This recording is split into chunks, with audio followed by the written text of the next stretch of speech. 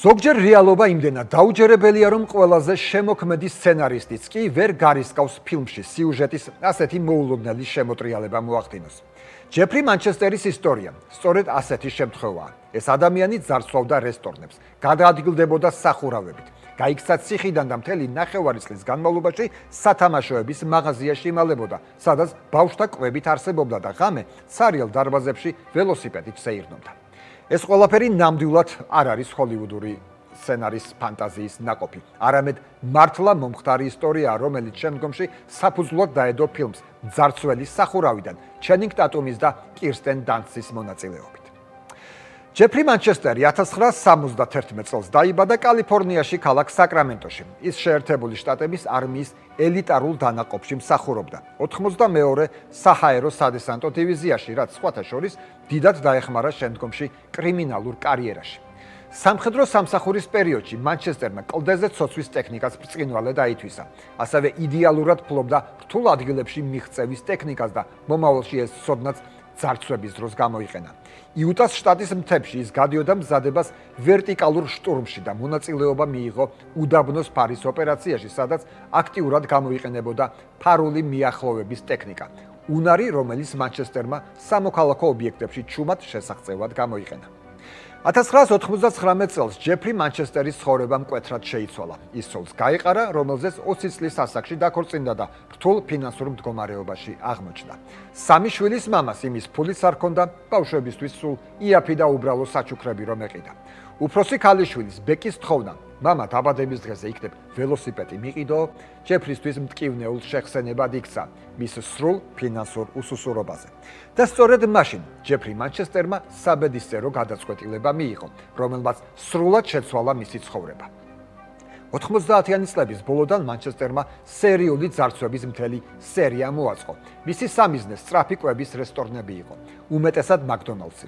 წელიწადზე ნაკლებ დროში მან 60-მდე ძარცვა ჩაიდინა. 9 სხვადასხვა შტატში და ჯამში დაახლოებით $100,000 მოიპარა. მისი მეთოდი ორიგინალური და ამავე დროს ტექნიკურად რთული იყო. თავდაპირველად ის გულმოდგინედ სწავლობდა ობიექტს, შემდეგ ელოდებოდა დაღამებას, აცოცხლებოდა ხოლმე სახურავზე, ელექტროინსტრუმენტით აკეთებდა ხვრელს სახურავში და სახურავიდან ჩადიოდა შენობაში. ჯეფრი მხოლოდ იმ ობიექტებს ირჩევდა, რომლის სახურავის რბილი რუბეროიდით იყო გადახურული. ასეთ სახურავებზე ჯეფრი სრულიად უხმაუროდ 3-4 წუთში აკეთებდა საჭირო დიამეტრის ხვრელს. ამის მერე მანჩესტერი დილამდე რესტორნის ტუალეტში იმალებოდა, ელოდებოდა თანამშრომლების მოსვლა სამსახურში, შემდეგ ის ტუალეტიდან გამოდიოდა პერსონალს იარაღის მუქარით სამაცივრე კამერაში კეტავდა და სალაროს ასუფთავებდა. ძარცვის ასეთი უჩვეულო მეთოდის გამო ჯეფრი მანჩესტერმა სახურავის მძარცველის მეტსახელი მიიღო. უცნაურია, მაგრამ მისი არაერთი მსხვერპლი ჯეფრის ძალიან თბილადაც იხსენებდა. ერთ-ერთი მენეჯერი მერე ყვებოდა, რომ მანჩესტერმა პერსონალს ბოდიშიც კი მოუხადა და ხაზგასმით თავაზიანად ექცეოდა. ჯეფრიმ რესტორნის ერთ-ერთ თანამშრომელს თავისი ქურთუკიც კი შესთავაზა, სანამ სამაცივრე კამერაში ჩაკეტავდა. საკუთარ მსხვერპლებზე ჯეფრი მართლა ზრუნავდა, ძარცვების შემდეგ ის მუდამ რეკავდა პოლიციაში და ეუბნებოდა, რომ ამა და ამ რესტორანში თანამშრომლები მაცივარში არიან ჩაკეტილები. ადამიანობის და კრიმინალის ამ უცნაურმა ნაზავმა ჯეფრი მანჩესტერს ამერიკის ყველაზე თავაზიანი მძარცველის სახელიც მოუტანა. ერთ შემთხვევაში მან ბარათიც კი დატოვა, რომელშიც ეწერა: მაპატიეთ შეწუხებისთვის, დღეს თქვენი ყავა შესანიშნავი იყო. ეს ბარათი პოლიციამ დასარიელებულ სალაროსთან იპოვა. FBI-მ ჯეფრის კოდური სახელი რუფ მენი მიაჭინა და მიანიჭა და B კატეგორიის არასაშიში დამნაშავეების სიაში შეიყვანა. ეს ლოგიკურიც იყო, რადგან მიუხედავად იმისა, რომ ჯეფრის დანაშაული შეიარაღებული ძარცვის კატეგორიაში გადიოდა, სრულად გამორიცხული იყო ფიზიკური ძალადობა, სახეზე იყო სისტემატიური ზრუნვა მსხვერპლებზე და ჯეფრი მანჩესტერის კრიმინალური კარიერა 2000 წლის 20 მაისს დასრულდა. ეს მისი ქალიშვილის ბეკის დაბადების დღე იყო. სწორედ ის დღე იყო, როდესაც ჯეფრი ბეკისთვის იმ ველოსიპედის შუქებას აპირებდა, რომელზეც გოგონა დიდი ხანია ოცნებობდა და რითაც დაიწყო კიდეც ჯეფრის კრიმინალური საქმიანობა. როდესაც ჯეფრიმ ფარეხის კარი გააღო, იქ უკვე პოლიცია ელოდა. ჯეფრიმ გაქცევა სცადა, მაგრამ უშედეგოდ. ის დაიჭირეს, გაასამართლეს და 45 წლიანი პატიმრობა მიუსაჯეს. მოგვიანებით ბეკიმ ინტერვიუში მამაზე თქვა: მე არ ვიცოდი, რომ ველოსიპედი მოპარული ფულით იყო ნაყიდი. ბედნიერი ვიყავი. მაგრამ როცა სიმართლე გავიგებ, ძალიან შემრცხვა მამის გამო და ამავე დროს ძალიან შემეცოდა. ისტორია კი ამით არ დასრულებულა. 2004 წელს ჯეფრი მანჩესტერი ჩრდილოეთ კაროლინას ბრაუნ კრიკის გამოსასწორებელი დაწესებულებიდან გაიქცა. მან სპეციალური პლატფორმა დაამზადა, რითაც სატვირთო მანქანის ძარაზე დამალვა შეძლო.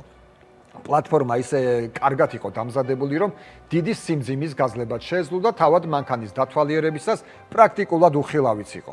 მოკლედ ჯეფრი გაიქცა და ყველაფერი იმდენად კარგად ჰქონდა დაგეგმილი, რომ ბადრაგმა პატიმრის გაქცევა მხოლოდ რამდენიმე საათის მერე აღმოაჩინა. ჯეფრი მანჩესტერზე ძებნა მთელი ამერიკის მასშტაბით გამოცხადდა. გაქცეული პატიმარი კი ქალაქ შარლოტისკენ გაეშურა, სადაც ახალი თავშესაფარი იპოვა. ის სათამაშოების მაღაზიაში დასახლა, სადაც საიდუმლო თავშესაფარი მოიწყო და მთელი 6 თვე იქ გაატარა. ამ დროის განმავლობაში მას კვლავ გამოადგა სამხედრო სამსახურის დროს მიღებული ცოდნა და გამოცდილება. აი რას წერდა ექსპერტი, რომელმაც ჯეფრის ფსიქოლოგიური ექსპერტიზა ჩაუტარა. მანჩესტერი სივრცითი ორიენტაციის და დაგეგმვის უაღრესად განვითარებულ უნარს ფლობს.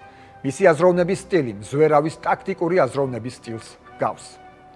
მანჩესტერმა სათამაშოების მაღაზიაში მყუდრო ბინა მოისყო. დღისით ამ საიდუმლო თავშესაფარში იმალებოდა, ბავშვთა კვებას მიირთმევდა, ღამე კი გამოდიოდა. დახლებს შორის დაბოდიალობდა და ველოსიპედითაც კი სეირნობდა. თუმცა დროთა განმავლობაში მაღაზიის თანამშრომლებმა უცნაურობა შეამჩნიეს. დახლებიდან საქონელი ქრებოდა.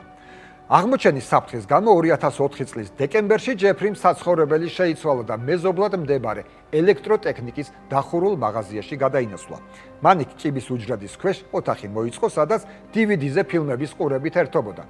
მოგვიანებით პოლიცია მის თავშესაფარში უამრავი ფილმი იპოვა. მათ შორის ლეონარდო დიკაპრიოს დამიჭირა თუ შეგიძლია. ჯეფრი მანჩესტერი მართალია მიმალვაში იყო, მაგრამ განდეგილად ცხოვრება არ სურდა. მან მოგონილი სახელით ჯონ ზორნი ადგილობრივ ეკლესიაში დაიწყო სიარული, სადაც ლი უეინსკოტი გაიცნო. მარტოხელა დედა, რომელიც 3 შვილს ზრდიდა. გაცნობიდან მალევე მათ შეხვედრა დაიწყეს. ქალს ეგონა, რომ ჯონი უცოლო მამაკაცი იყო და შვილებიც არ ჰყავდა. ჯონად გადაქცეული ჯეფრი კი ქალს ანებივრებდა. ძვირფას საჩუქრებს ჩუქნიდა. მისი შვილებისთვის სათამაშოები მიჰქონდა.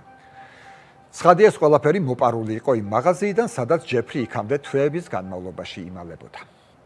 ეს უცნაური ბალანსი მაღაზიაში საიდუმლო ცხოვრებასა და ქალთან ნორმალური ურთიერთობის აწყობის მცდელობაში შესაძლოა უსასრულოდაც გაგრძელებულიყო.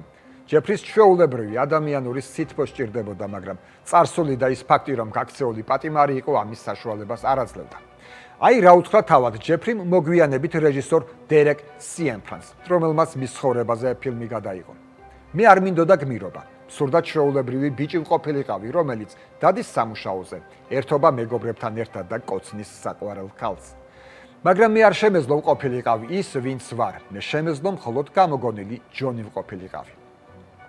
2004 წლის 26 დეკემბერს ჯეფრი მანჩესტერმა საბედისწერო შეცდომა დაუშვა. თავისივე სათამაშოების მაღაზია გაძარცვა. ადგილზე მისულმა პოლიციამ ყველაფერი გადაკექა და ის საიდუმლო გასასვლელიც იპოვა, რომლითაც ჯეფრი მეზობელ ელექტროტექნიკის მაღაზიაში გადიოდა და სადაც ბოლო პერიოდში იმალებოდა. იქ პოლიციამ გაქცეული პატიმრის მოწყობილი მყუდრო თავშესაფარის აღმოაჩინა.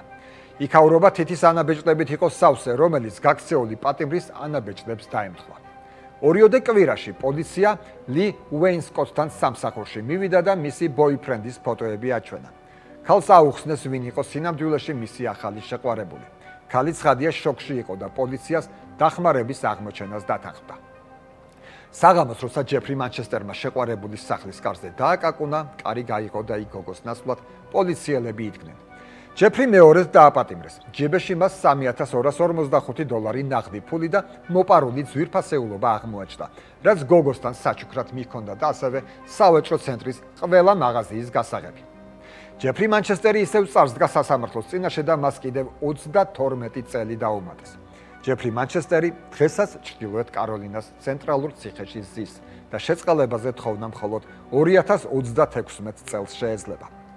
როგორც ამბობენ, ჯეფრის კიდევ ორჯერ ჰქონდა გაქცევის მცდელობა 2009 და 2017 წლებში, მაგრამ ორივე მცდელობა ჩაუფლავდა.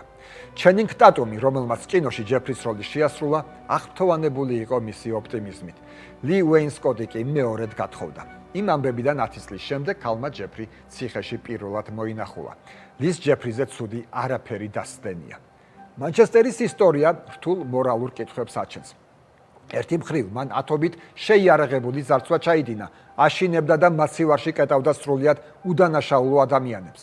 მეორე მხრივ მისივე მსხვერპლები ყვებოდნენ საოცარ თანაგრძნობაზე და თავაზიანობაზე, რასაც ბოროტმოქმედი მათ მიმართ იჩენდა. ეს არის ისტორია ადამიანზე, რომელსაც საკუთარი ოჯახის უზრუნველყოფა სურდა, ოღონდ არასწორი მეთოდით. ეს არის ისტორია კარგი მამობის სურვილმა, როგორ მოიტანა კატასტროფული შედეგები და ისტორია იმაზე, ყველაზე წარმოუდგენელ სიტუაციებშიც, როგორც ცდილობს ადამიანი იპოვოს ვიღაც, ვინც მას სითბოს აჩუქებს. დღეს ჯეფრი მანჩესტერის ციხის ბიბლიოთეკაში მუშაობს და 20 წლის განმავლობაში 1000-ზე მეტი წიგნი წაიკითხა. ჯეფრი ამბობს, რომ გაქცევაზე აღარ ფიქრობს, მაგრამ ვინ იცის.